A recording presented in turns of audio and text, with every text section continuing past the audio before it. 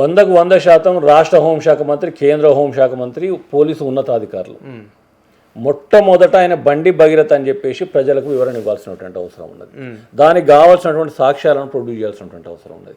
మీరు విచారణ అనంతరం మీరు ఎక్కడ అరెస్ట్ చేసిండ్రా అప్పగించిండ్రా, ఇది బయటకు తీసుకురావాలి. అది తీసుకురాకపోతే 100% మీరు దొంగ ప్రయత్నాలు కొనసాగుతున్నాయి. బండి భగీరథ కాదంటారు మీరు. బండి భగీరథ కాదు అనేది అలా సోషల్ మీడియాలో కానీ ప్రజలలో కానీ ఉన్నటువంటి ప్రధాన అనుమానం. దాన్ని మీరు నివృత్తి చేయాల్సినటువంటి బాధ్యత మీ పైన ఉన్నది. బండి భగీరథ అయితే 100% ఆయన ప్రజాప్రతినిధి కాదు, ఆయనకు ఉన్నది గొప్ప చరిత్రేం కాదు.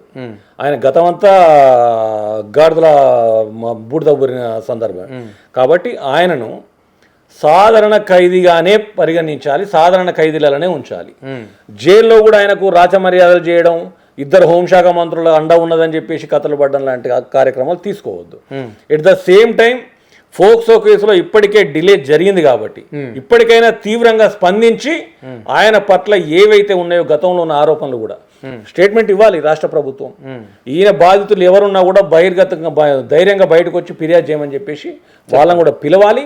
అట్లాంటి ఏమైనా కూడా విచారణ జరిపి ఆ కేసులు కూడా నమోదు చేసి బయటికి రాకుండా అధికారాన్ని అడ్డం పెట్టుకొని చేసేటువంటి నీచ రాజకీయాలకు ఫుల్ స్టాప్ పెట్టే విధంగా చర్యలు తీసుకొని శిక్షిస్తేనే బాగుంటుంది. Okay, right.